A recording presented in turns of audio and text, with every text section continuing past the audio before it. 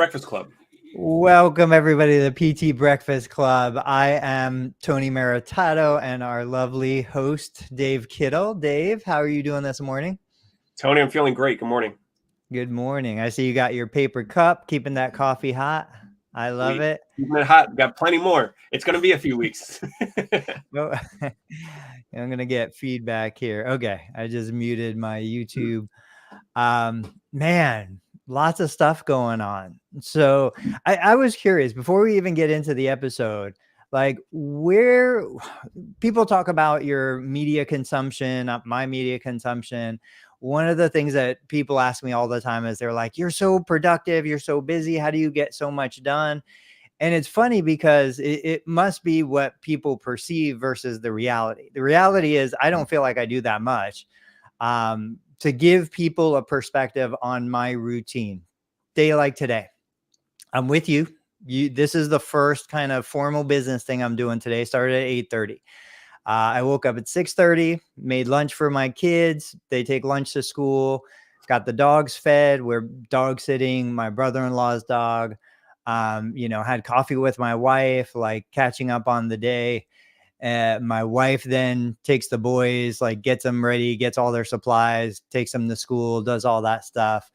And then once I finish with you, I've got 4 new patient evaluations. I've got a podcast scheduled for 1 o'clock that I'm going to be recording and publishing hopefully today or tomorrow.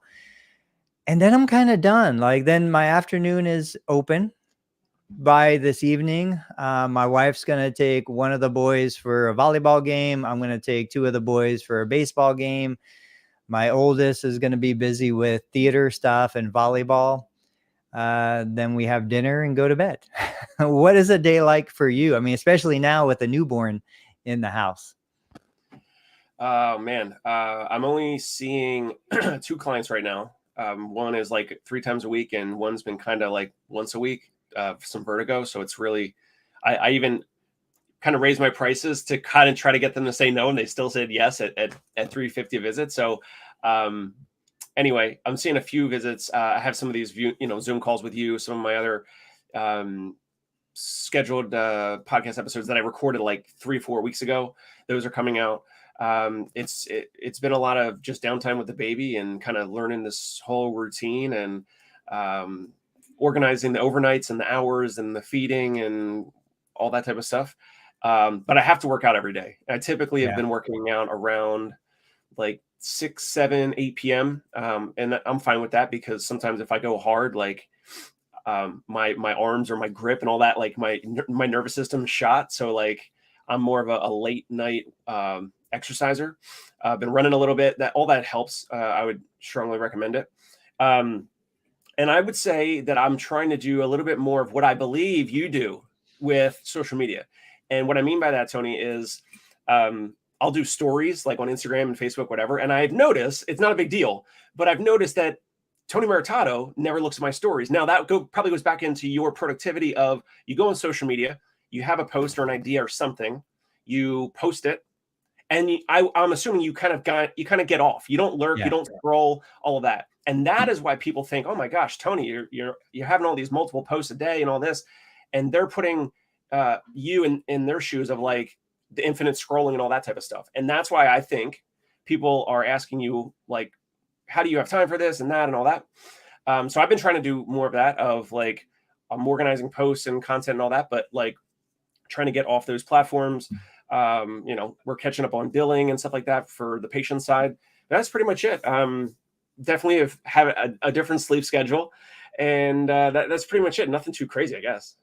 Now you're right. I did forget. I do try to get a 3 to 5, sometimes 7-mile run in, probably about 5 or 6 days a week right now. And that's when I do my media consumption. So that's when I'll get My First Million podcast. That's when I'll listen to the Dave Kittle show. That's when I'll, consume content that helps me learn. I never listen to music.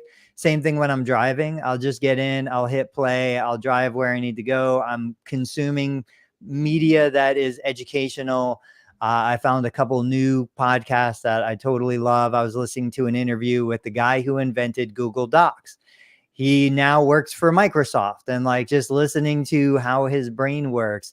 I was listening to an interview with several CEOs that were born in India, came to the US. It's just an incredible story. There's so many high-level tech CEOs that originally were born in India. So I do that during my drives and during my workouts. But yeah, I think I'm more efficient too. You know, like my camera's always set up. I flip it on and hit record. I record the content, one take. I don't usually edit. I don't usually do any post-production stuff. You get what you get. Something published is better than nothing at all. And if I tried to wait for it to be perfect, nothing would come out. Let's talk. Go ahead. Real quick, can I double click on what you just said about media consumption versus like music? Yeah. So when I'm working out, I do have music, like something upbeat. Like if I'm running, I'll run, 5 miles. It takes me about 35 to 45 something minutes, something like that. When I run, I might do like half podcast media, half music. If I'm working out weights, it's mostly music. Outside of that, I try not to listen to music at all. When I'm driving, with the hands free, you plug your phone in, whatever, it's YouTube or it's an audiobook or podcast, whatever. That there's people that like want to be more successful and do more things and all that, but then they consume like a ridiculous amount of music. And this, none of this music will help you, your family, your financial freedom, your bank account, none of that. None of this music, none of these songs that you memorize the lyrics to for all these years help. They don't help you. Right. But that is something that I don't know if I got that from you or just, but if you look at folks that are making hundreds of thousands of dollars a year or millions or whatever, most likely they're more likely going to be either not listening to music endlessly, or they're learning, like you said, they're reading books or they're listening to audiobooks, podcasts, media, whatever, YouTube, whatever it might be. So maybe that's just a quick little tip, which is like, maybe look at yourself, your consumption. Your iPhone should be able to tell you like what apps you're using and all that. And don't make any excuses around that because everyone can listen to less music. Yeah. Yeah. It's funny. My kids look at their utilization on their phones all the time, and they, without any prompting from me, thankfully, they're always striving to bring the utilization down. It's one of the things they gave up for Lent. Like they're very conscious. And I wonder if that's a generational thing, as future generations come into this world, are they going to be more acutely aware that we need some moderation in that? But that being said, let's jump into the main topic that I wanted to talk about, which is Caitlin Clark. And for context, so she was the Iowa basketball player, NCAA. She did amazing, broke all these records. Then she graduated, went into the draft, and I've got some numbers. So she was top round pick for the draft, WNBA. She signed a 4-year contract for $338,000. That's less than $100,000 a year. But the big news is she signed a Nike contract for 8 years, and it was $28 million, which is $3 million a year. So I don't follow that, but I started seeing these posts in my media stream, and I shared them because I was like, this is what more therapists need to see. This is what we need to think about. It's like her main gig would be playing basketball, WNBA. She barely makes enough money to survive on that. But her side gig, which would be a Nike ambassador representative, $3 million a year, 28 million in total. The side gig is what pays for the lifestyle and everything else. And of course, got a little bit of hate from the physical therapy community. But before we get into it, what are your thoughts on that? Well, really quick, without getting in trouble, first of all, the WNBA is newer. The NBA and these other leagues, the NFL, have been around for 60, 80, 100 something years. So the WNBA is a newer league. There's total less viewership. There's total less ticket sales.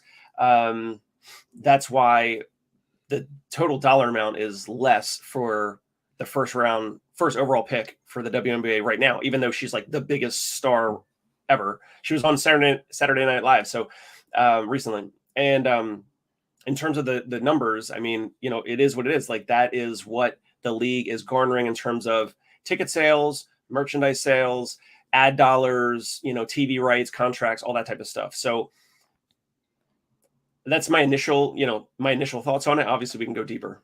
Yeah, let's go deeper. Since you brought it up, I'm looking on Google right now. So it says the guy didn't even say the name of the guy, and I don't know the name, but the guy who was the number round draft pick for NBA in 2023, his 4-year contract was worth 55 million.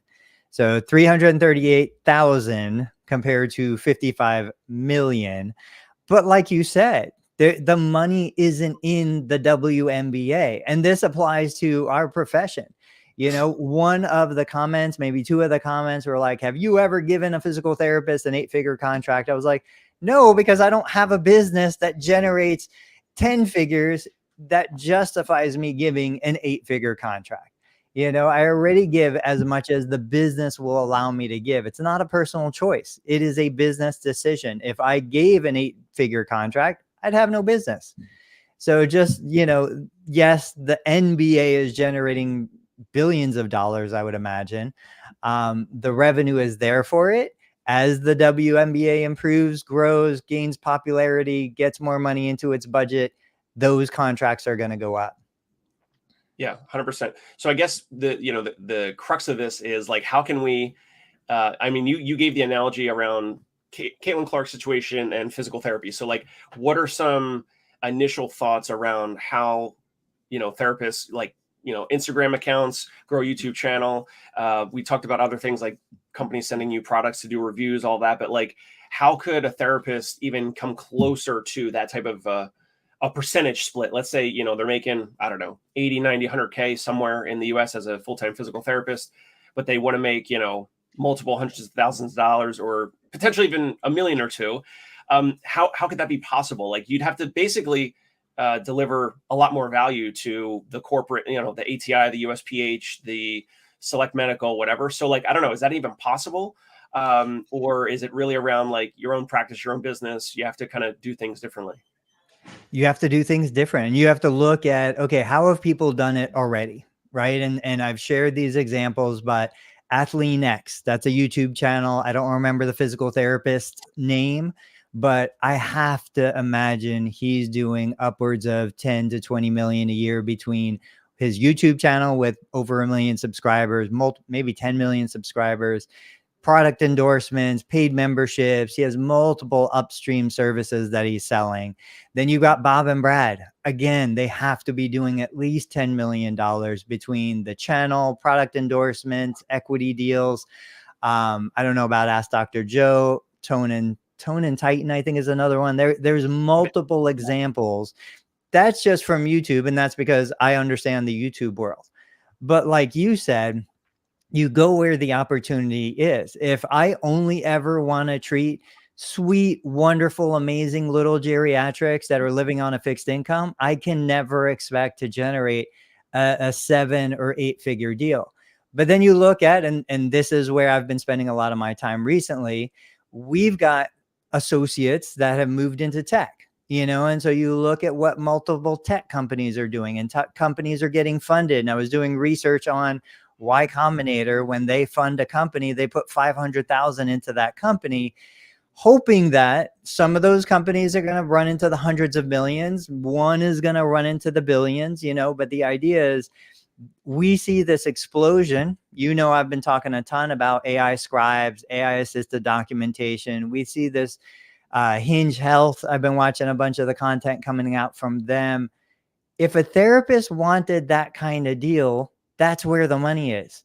Start doing things in that space, connect with those companies.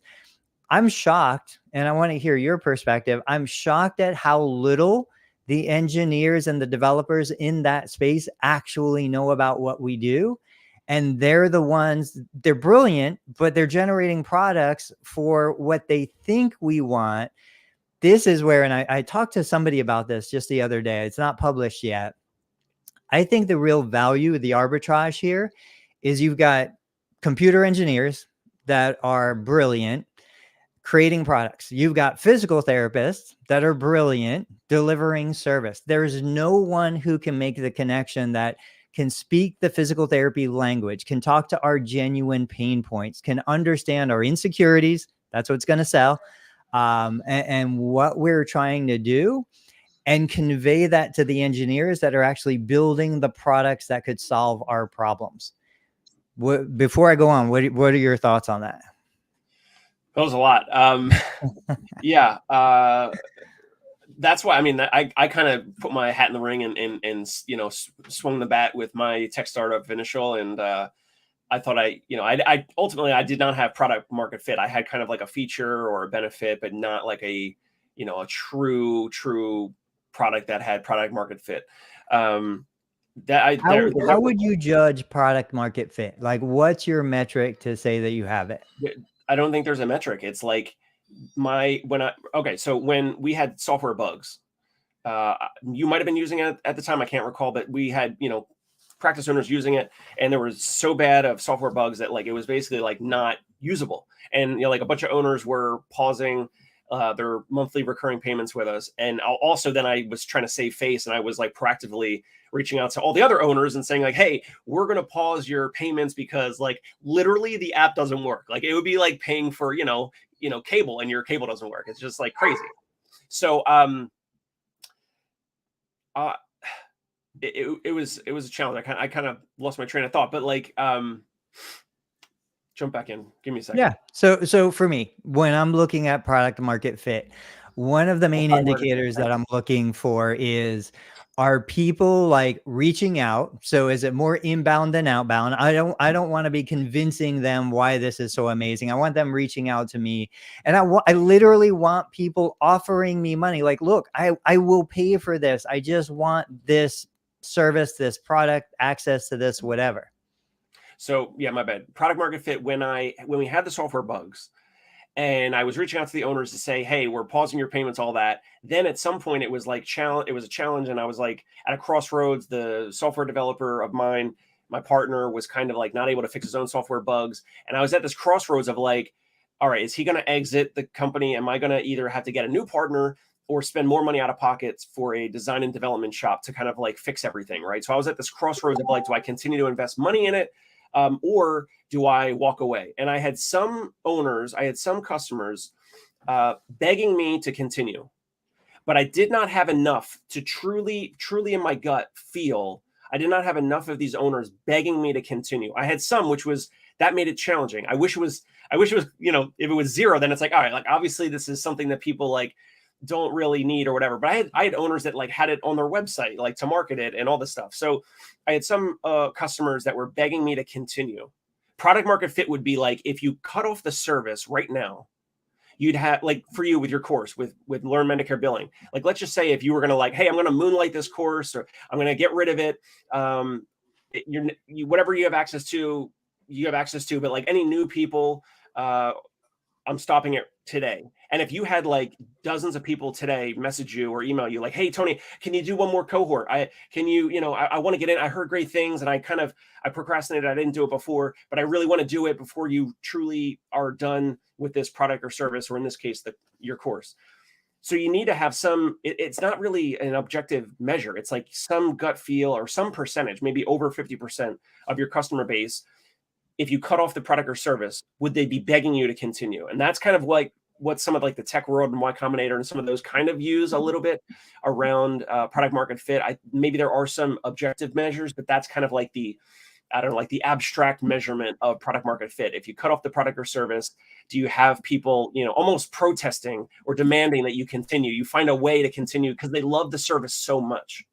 Yeah, Seth Godin talks about, if you stopped producing content tomorrow, would anybody care? Would they be looking for you? When I think about, and I'd love to hear your perspective, because you were in that world, I wonder how much of some of the challenge was you weren't a tech, quote, the tech founder. You were not the engineer. You weren't the one creating the product. So you were dependent on builders, and the builders, you were paying them, I assume, to build, but it wasn't their build, it wasn't their dream, their vision. I wonder if that's different. Like if the builder is building and now they bring you, the therapist, in as a consultant, maybe an advisor, maybe you come with an equity deal that's there. I think that's different because they have the technical skills, the technical know-how, they can fix the problems. I also wonder, like, if you were to go back knowing what you know now, because you're a very different human today than you were then, what are some of the things that you might have changed or some of the things you might have done different? Because there are so many therapists that have amazing product ideas right now. They want to go that direction, whether it's a digital product, physical product, anything like that. And I think it would benefit them to hear your perspective on going back completely impartial today and being like, "Ah, I should have done this or I could have done that." What would be something you would say? What I learned for physical therapy specifically is that the medical record, the electronic medical record, even though it's a very robust piece of software, that is the mission critical piece of software. What I would tell myself looking back is you have to create something mission critical. So if like Venetia was not, it was like an ancillary nice to have, but it was not really needed. An EMR with schedule, documentation, billing, claims, revenue cycle management, that piece of software is mission critical. These other apps and things around remote therapeutic monitoring or any other, side apps, potentially even what you're working on until it gets integrated with a medical record. But even any AI app, arguably at this point, is not mission critical. Now, if you get consumers, customers, practice owners, therapists using it, and they get obsessed with it and they love it and they don't want to document or they don't want to go to work a day without it, then now it does kind of become mission critical or closer to being mission critical. But if you cut off, like you see it all the time in these Facebook groups, when someone had like WebPT is down for 2 hours or a day or whatever, and people flip out and they write in every Facebook group, like, my WebPT is down, I can't get in, our therapist can't write notes, which it is a frustration for those practice owners. So that's proof that it's a mission critical piece of software. If the AI app that you're talking about goes down for a day or two, are people posting in Facebook groups about it? Probably not. Maybe in the future. Right. Now, what's interesting though about your situation, I remember these conversations you and I had. Nobody was really talking about HIPAA compliance. Nobody was really talking about like, I'm just texting patients and the vulnerabilities in that and the potential lawsuits and everything. I would, and EMRs, I don't think, and you knew better than me, I don't think EMRs at that time had texting functionality that was HIPAA compliant. So I would say your product would be mission critical. If I wanted to text clients, I had no other way to do it through a HIPAA compliant platform. There might have been competitors, but I don't think the EMRs at that time were offering that kind of functionality. So, it's, yes, it needs to be mission critical. We need patients or customers to need it, but we also need them to know that they need it. We need them to see. And this is where I think we step into that space, therapists. We're influencers, whether we have a TikTok channel or a YouTube channel or a podcast, we are influencers. And as tech companies start to realize that, I think that there's going to be some amazing partnerships that are coming out of this, because when I step into a project and I start working something, my main goal is I want to share the process. I want to share the build. I want to show other people and you guys see it, how I'm using it. And if I do that correctly, that company doesn't even have to have sales calls. They don't have to pay for, affiliate links and commissions, all this stuff. People see me using a particular tool or product or whatever, and they want to buy it because they've already seen me using it. They understand how it works. And I kind of fast track them through all of that frustration. And I think therapists can do that for fitness products. We talked about something like a Tonal, which is a $3,000 or $4,000 exercise device that goes into the house. Therapists could start using that, become the influencer choice for a product like that. I don't know that they could get an equity deal with Tonal, but I definitely think they could get a significant boost in income. Peloton, didn't Joe Rogan, I don't remember what the product that he connected with, I want to say Onyx or Yeah. What is it? On it. Yeah. The supplement. Yeah. That was a huge thing for him. So that's where I think therapists pull 8-figure deals. they can still do therapy and they can still love therapy. It's a heck of a lot easier for me to love treating my favorite little geriatric when I've got a 6-figure, 7-figure, 8-figure deal sitting in the bank doing something else, you know? So what are some brands, right? So like, would it be like BioFreeze? Would it be like some therapy type brands, or it's, it's Nike, it's Lululemon? Like what are some brands? Like you see some of these physical therapists, DBT, influencers, and like they'll on their Instagram, for example, they'll put like in their profile, like whatever their code is for like 10% off or 15% off at one of these brands or whatever. But like, I don't know, like you're not going to make a huge amount doing that. I don't think. Like even, what are you making, like tens or hundreds of dollars? Like who cares? Like you're talking about something way bigger. Right. So if someone had a big audience, like let's say like maybe, I mean, Greg Todd might be a stretch because he's certainly unique, and I'm not saying everyone could do that, but like, he does have a big audience, a big reach. He's been doing content for years, from at least 2015, if not before that. And he has medical record companies come to him and all these other companies. And, therapists could position themselves like that to say, rather than giving me some, little rinky dink affiliate link, I would love, a percentage point or two or whatever, or, vesting equity over time, maybe, 3 to 5%, for someone like Greg Todd, who then in front of his audience can just naturally mention, the way that Joe Rogan did with On It, and he would mention the supplements and he would say he's taken this or that, or he would have the supplements kind of positioned at the table during his YouTube video filmings or whatever. So someone like Greg Todd could, mention what medical record that he loves using or what his practices are using, any other services or products like health and wellness type stuff, potentially. Yeah, I think you just like when you're talking about patients, you look at how much money is behind the individual patient, right? If you're going to see a patient for $500 a session, well, $500 can't mean the difference between paying my rent, buying food and groceries, or, hiring Dave Kittle. $500 means I don't even notice that 500 is gone, but I have the outcome and the benefit of a session with you. So when I look at brands throughout the market, right, you look at a company like TheraBand, and I don't know what their market cap is. I don't know what kind of budgets they have. They've been around forever. They're a pretty legacy company. They're not going to be a company that I would assume is comfortable with equity deals. They don't want to give up any of that. I had a great conversation with a company, 2 founders. They struggled. They built it from scratch. They own everything.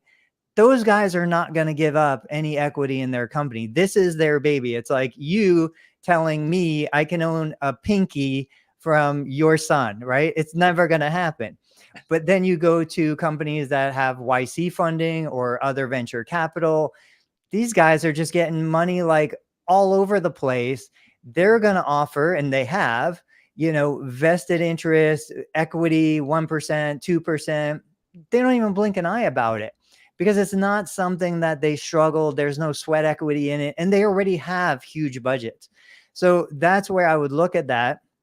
One, I'd look at the market cap of the company. Something like Peloton, they're not going to give me a equity deal, but they're going to give me some serious commissions and sales. A startup that has no customers, that I can genuinely bring an audience, that I believe in the product and I know it's going somewhere, but it's starting with 0, but they have funding. That's an equity deal just waiting to happen.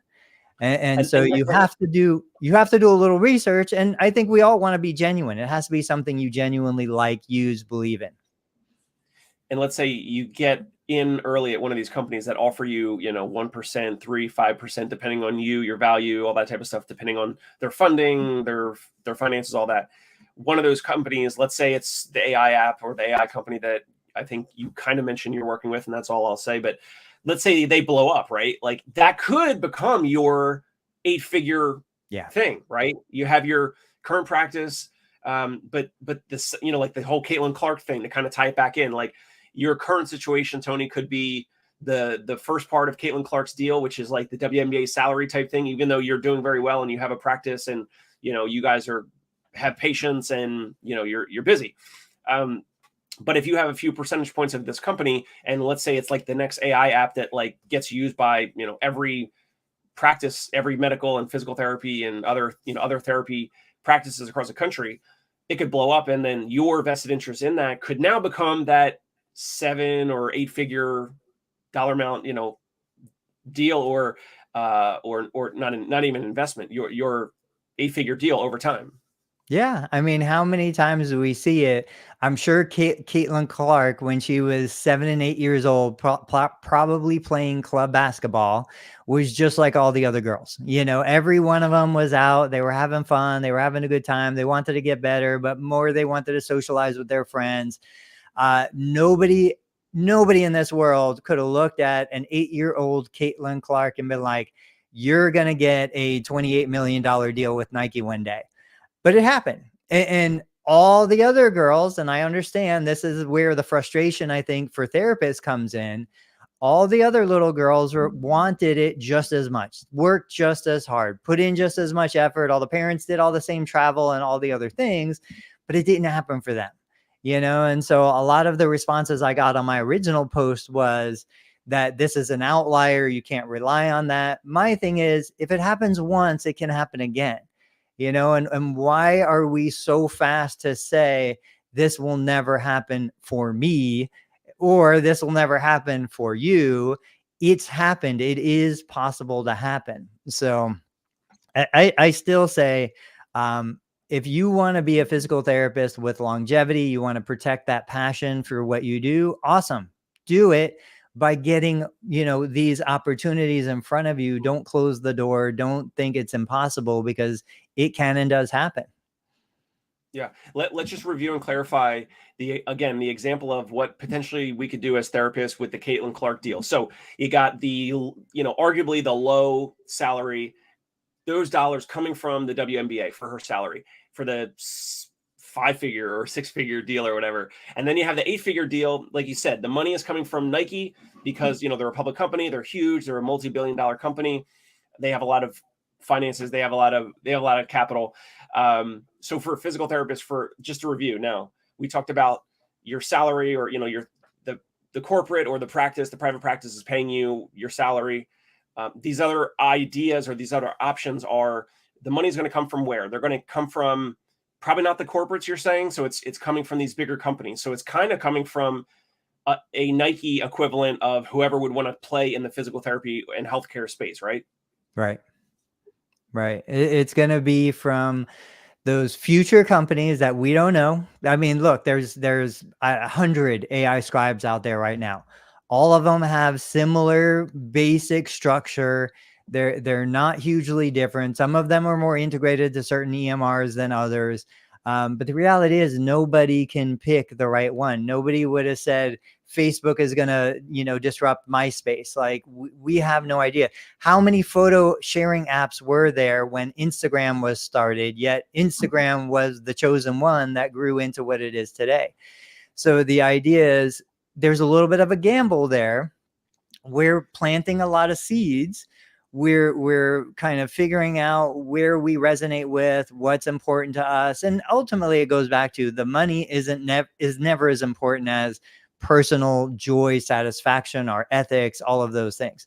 But if you're genuinely frustrated with the amount of money you're making today, and you keep trying to do the same thing everybody else is doing, definition of insanity, expecting a different outcome, seeing more patients is never going to get you to independence and financial freedom. It's just, you can't. There's not enough hours in the day. So that's where you have to start exploring. And I always love to see what has been successful before, and is this something that I can model and learn from, and, pull those ideas. So yeah, I would say first place, biggest opportunity right now, look in the tech world, look at tech startups, look at what companies are starting today right now. Y Combinator puts out a list of all of their companies in their batches and things that they're looking for. And even though I'm not a tech, I'm not an engineer, I'm not somebody who's going to build a digital product, I am somebody who can bring genuine value. Every person watching this can bring genuine value to a company like that. And they are hungry for the knowledge that's inside of our heads, our experiences. Yeah, you have, and just like I do, but you definitely have the domain expertise that they don't have. They might have the money, the technical know-how, but you have the domain expertise, which is in some cases very valuable. If someone's a new grad or they're not Tony Maritato, that's the free market system. They might not be as valuable, but Tony absolutely is significantly more valuable than a lot of therapists because of what you tinker with, what you're interested in, what you put out, right? All that type of stuff. You get these opportunities. That's another thing is, you put content out there. Yeah. So another way, like we kind of mentioned it before on other episodes, but like, that's why you and I have been advocating, and, we're not selling anything per se, but like we're advocating for leveraging certain things, right? So leveraging either software or media, we talked about videos. What are some other things that they can potentially leverage to kind of get this second bite of the Caitlin Clark deal, the second bite of the apple, the bigger part of the deal? So leveraging software, so code or software, media, which would be videos, audio, that type of stuff. Human capital. So they hire therapists, they grow a practice, they expand that way. But there's some constraints there, and there's pros and cons with either way. What are some other ideas around like things that they can leverage to potentially get there? Yeah, I think you said it. You're leveraging time, you're leveraging work, you're leveraging finance. Those are really the things. So I have access to capital. The venture capitalists have access to capital. They need to put it to work somewhere. They need to do something.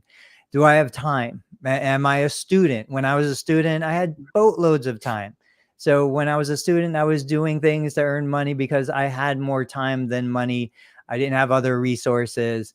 Right now, I leverage my business opportunity as the platform. It puts money in my bank, not a lot, but enough that allows me the free time to do these other things.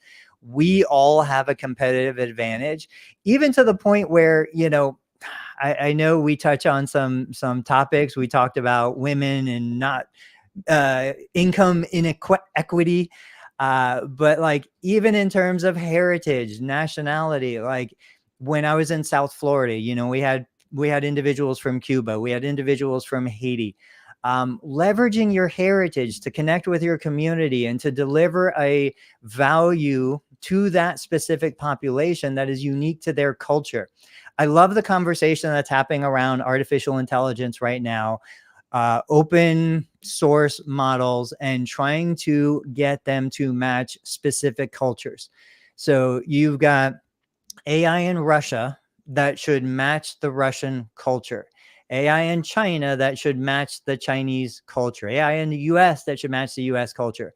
On a very small scale, it's the same thing with anything that we want to do. I don't see anything wrong with creating a business, physical therapy service that matches the culture of a specific demographic of client. It doesn't have to be geography. It could be anything. Like my kids in theater, there is a culture around theater.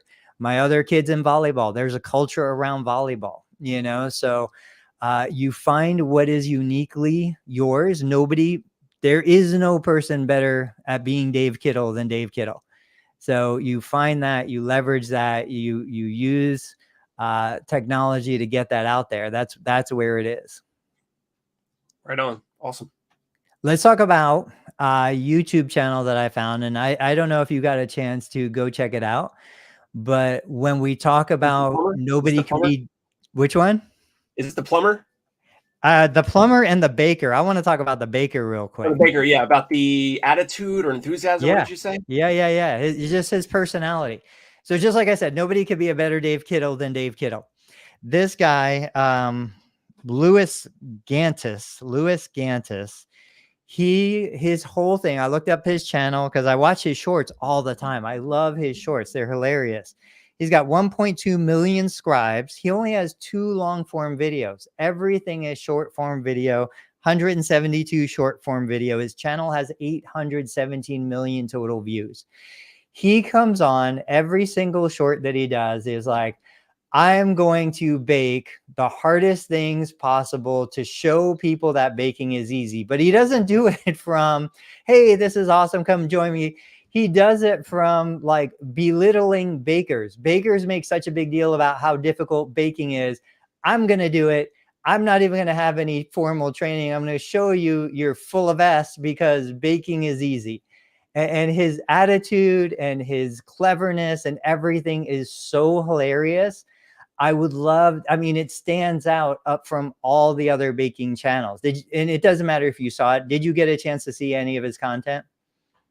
I saw the one you posted yesterday that you tagged me about the something apple. What was the Maybe. apple? Yeah, I remember. I don't remember exactly, but Poison apple, like a fake poison apple or something like yeah, that, right? yeah. And Yeah. the candy coating shell, and he Yep. like Yep. uses ingredients he has, and he just makes it look, and it reminds me of so many in our profession who take what they do so deeply seriously, when in fact, if you look at the clinical research, the outcomes are no better than sham or placebo.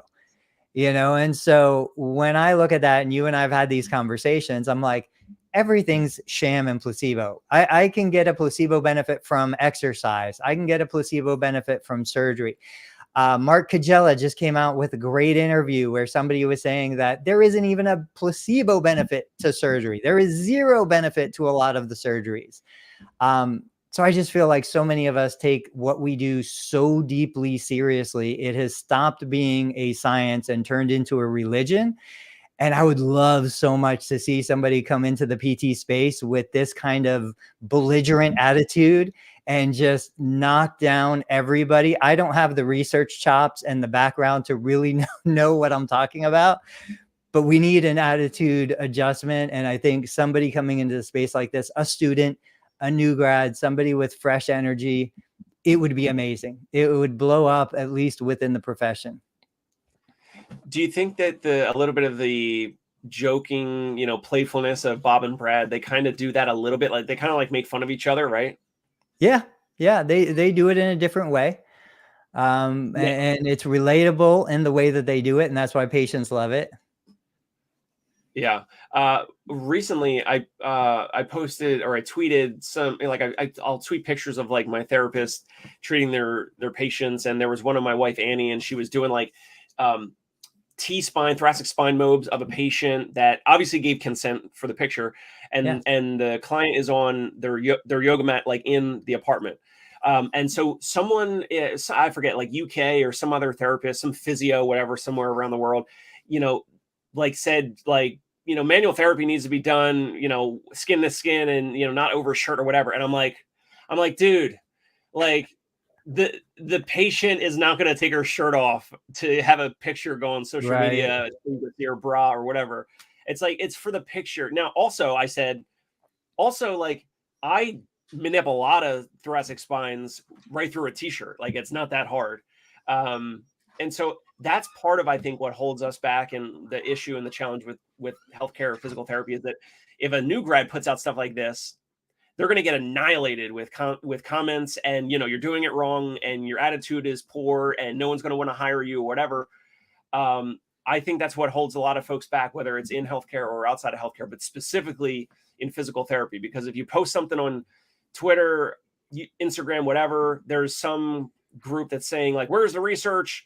I don't want to go too long on a tangent, but even when I posted my fitness, my flexing picture, and there was some, I forget where she's from, or if she's even a PT, or if she's just like a PhD or whatever, she was asking me for research around, do patients really perceive, do you have research around patients' perception around the health and wellness of their healthcare provider in relation to charging out of pocket? I'm like, I didn't even tweet back, but like, for me, it's like, my proof is my bank account, because I've seen how it works for us. Right. And I've seen some of my therapists that are a little rough around the edges, and guess what? They don't have full plans of care. And then I have some of my other therapists that are fit and healthy and look the part, and they rock it, and people want to continue to work with them.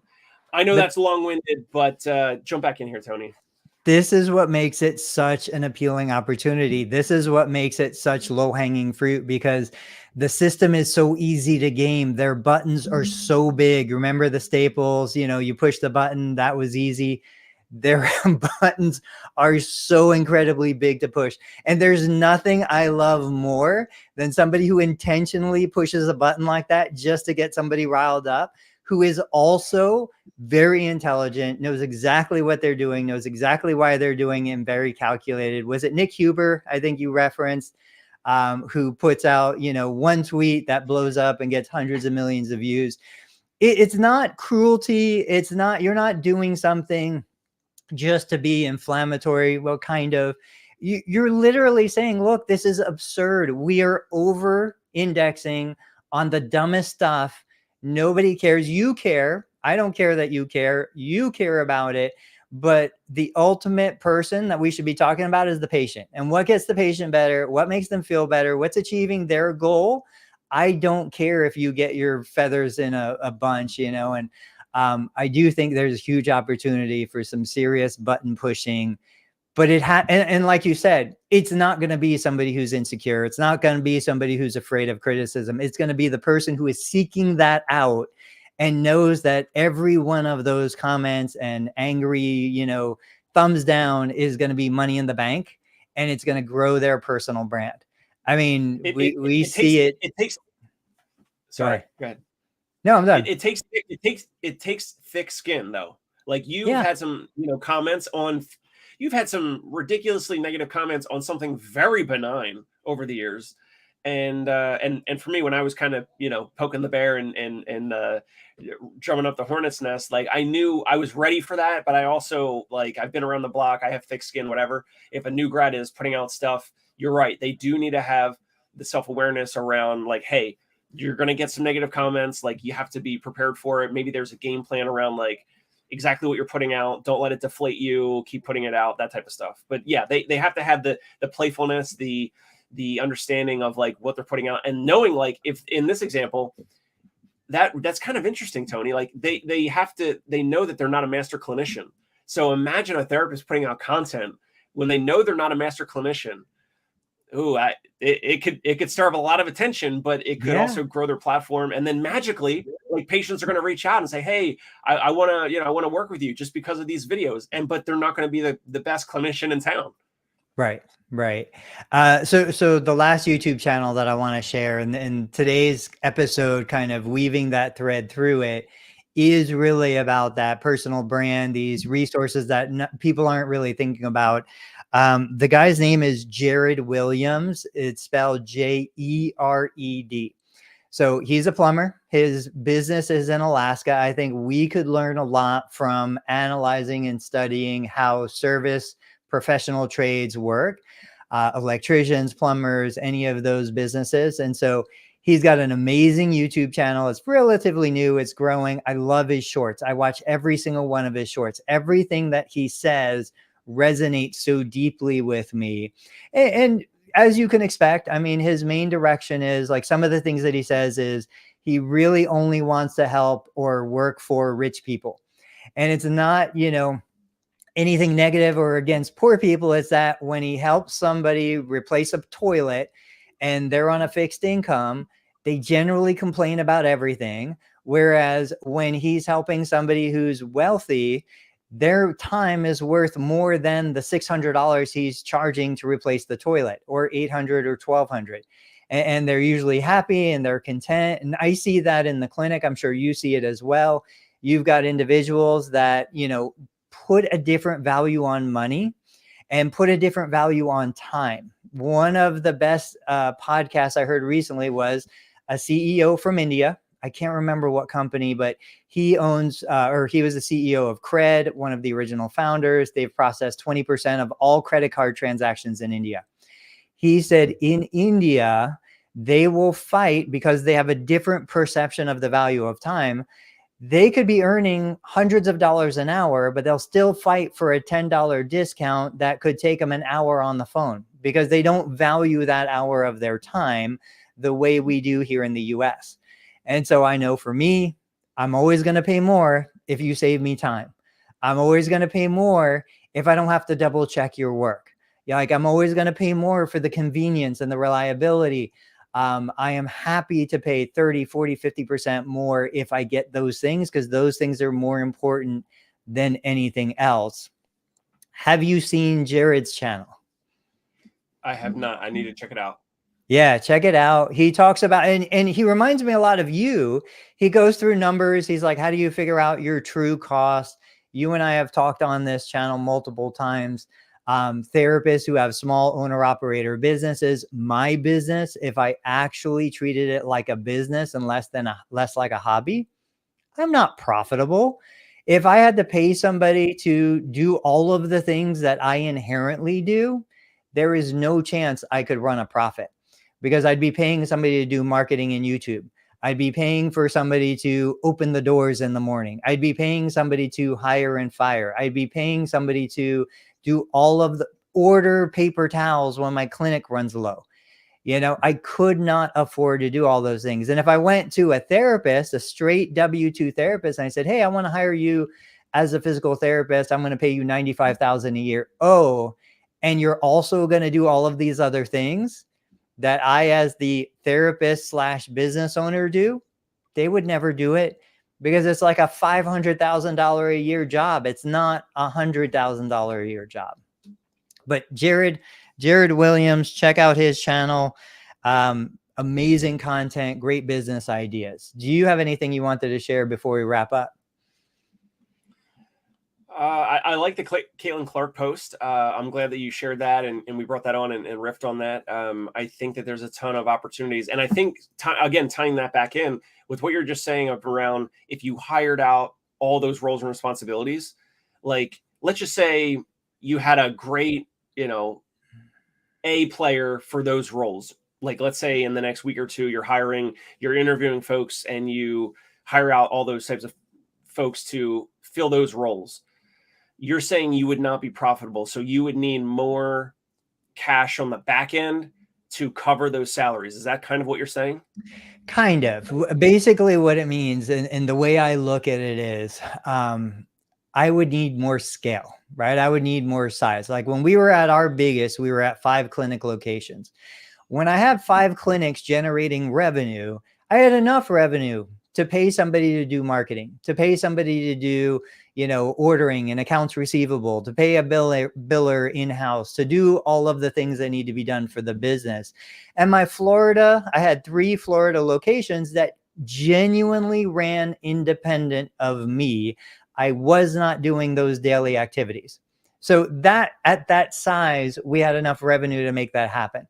But when I talk to a single owner operator, especially a mobile therapist, but even a brick and mortar clinic, or me at this stage right now, 2 small clinics, very low volume, very light schedule, I don't have the revenue to support a real business. My business right now is more of a job than a real business because of that. But if I wanted it to be a real business, I grow the size. I get to 10 locations, 20 locations. I have revenue in the multiple millions. Now I can support hiring all of those positions. So, I mean, I know we're getting to the end here, but maybe that could be another topic in the near future of what type of game plan, how do you foresee your practice operating in the next, 3, 5, 10 years, or have you even thought about that? 100%. And I don't. I've shared it publicly a lot. So I would say the one event that would really cause me to keep a physical therapy practice going for another decade would be a major 7-figure payday. If I had something in one of my other projects that put $1 million in my bank account, in a heartbeat, I would keep my physical therapy clinics going. As long as my staff wanted to stay, I'd pay them. I don't care if they're profitable. I don't care what they're doing. I wouldn't even care to charge insurance or my patients for the therapy services we're delivering. To me, none of it has any value. I know that's hard for therapists to hear, but it's true. I just don't care. I love the experience. I love being in the clinic. I love talking to the patients, the social engagement, but I would love it if we were in a bar. I would love it if we were in a park. It doesn't have to be physical therapy. I'm not married to those 2 words. So if I hit a big payday, in a heartbeat, I'd keep the clinics open. I'd let it run, without worrying about profitability. If I don't, assuming I don't, when my staff leaves, I don't see myself replacing that staff. That staff is amazing. They're simply amazing. And I have no interest, in trying to replace them, trying to build a new culture, trying to keep that going for the little bit of profitability that's still there. I've already replaced that profitability with online resources. The only reason I keep the business going today is because I love my team. My team makes a good income from the money generated by the clinic. And I love my patients. I've got the same patients for over a decade. They come back for multiple episodes of care every single year. I don't have to market. I don't have to hustle. I don't have to go to random 5Ks unless I'm running in them. That's my, you know, that's where I am today and into the future. What about you? What are you thinking? What am I thinking about, my situation or your situation? Your business, your family, all the stuff that's going on. Yeah, well, I mean, we're speaking to a few different practice owners, and one's a really interesting deal. I hope that we can potentially, we're talking about either the end of this month or no, the end of May, potentially putting in an offer, and most likely we're going to get close to that or do that. And I would love for this to happen. It's got great margins. And if it happens, Tony, if this deal happens, I can't give too much information about it, but if and when it happens, I'm kind of thinking like I want to almost have like a D-Rock follow me, like, and talk to the seller and me, and we'll do interviews like, why did you sell to us? Was this fair? Were we too hard on negotiations? Me going out to these locations, speaking to the therapist, like the whole transition process. I want to put a whole bunch of content around that. So we're still looking to partner and acquire clinics. There's some clinics that are razor thin margins and just not operated properly. And then there's some that have like really cushion, really solid margins, and like they're businesses as opposed to like you're saying, like a hobby or a traditional practice that's not a business. The one that, you know, a few that we're looking at, but one specifically, it really gets us excited. It gets my team members and my board excited. They're interested in it. So that's kind of what's going on with me. In terms of the current practice, concierge pain relief, looking to continue to grow that, hire more therapists, and there's more opportunity for us to grow in the whole, you know, concierge home visits with the out-of-network insurances and the private pay. And really quick, I was listening to, you probably saw this, Tim Ferriss and Sean Purry on My First Million. And that there was a couple of things that Tim Ferriss mentioned, but one thing was like when Tim Ferriss is going to go speak somewhere, it's either free or super premium. And I know you've talked about this before, but it's like with our home visits, it's like maybe it makes sense for us to continue to push the limit on the price. Like I said on the top of the show, like, you know, we're charging kind of, you know, $250 to $400 range, and then more, or $400 or $500 a visit if it's weekends. Maybe there's more growth opportunities there for us to continue to push the limit on the cost per visit and be super premium, as opposed to like Luna, who accepts every insurance and they don't care about being profitable. And it's almost not free, but it's low cost for the patient or client. So that's what's stirring around right now in my head. That's it. That's I know the clip exactly. I copied that clip. I was going to share it on my Facebook feed. I just haven't cut the edges of it yet. That is exactly it. It's, look, stop. What's the saying? Picking up pennies in front of a steamroller. You know, stop struggling for scraps. Even if Medicare turned around tomorrow and raised rates by 10%, never going to happen. But who even cares? Nobody is going to see an extra $10 a visit, like, make them independently wealthy. The reality is, and this is going to be my parting shot. Think about yours. The reality is, as therapists, we understand the most fundamental principle is we need excess capacity in the system. I need to be stronger than I need to be to do the things that I want to do, to reduce my chances of injury and to perform at my highest level, right? I need excess capacity. It's the same in finance. I need more money in my bank account, more money coming in than I ever would possibly need to give me the freedom and the independence to do the things that I want to do without stressing out about money and finance. What's your parting shot? Parting shot is the awesome analogy that you provided. You shared online, the whole Caitlin Clark thing with the low salary for WNBA, kind of the equivalent of compressed salaries with healthcare and physical therapy. And even though I unfollowed Grant Cardone and I don't follow Grant Cardone anymore, do you know who Grant Cardone is? I do, very well. Okay. So I don't follow him anymore. I used to, but he's very popular in certain ways, and he's got very funny quotes and quips. And one thing that he says is, "Who's got my money? Who's got my money? Where is it?" Right. So if you're a physical therapist, you have these compressed salaries, you got inflation, you got practices that have compressed reimbursement or shrinking reimbursement that can't really pay you what you're worth. Who's got your money? Maybe it's BioFreeze, Lululemon, these tech startups, these AI tech startups, whatever. Like, who's got your money? It's out there somewhere. But if you don't go out there and create some noise, create videos, create, whatever, like, you have to get out there and provide value to the marketplace. Then you can get those things that you say that you're worth, but you're not worth whatever you think you're worth just because you have student loan debt or a DPT. You got to put out stuff to generate value, show that you have value, and then you might get some transfer of that value in the future. Absolutely. I love it, Dave. As always, thank you so much. If you guys are still watching, go subscribe to the Dave Kittle Show and find us here Tuesday, Thursday morning, 8:30 a.m. Eastern. We'll catch you on the next episode. Thanks, Dave. Thank you.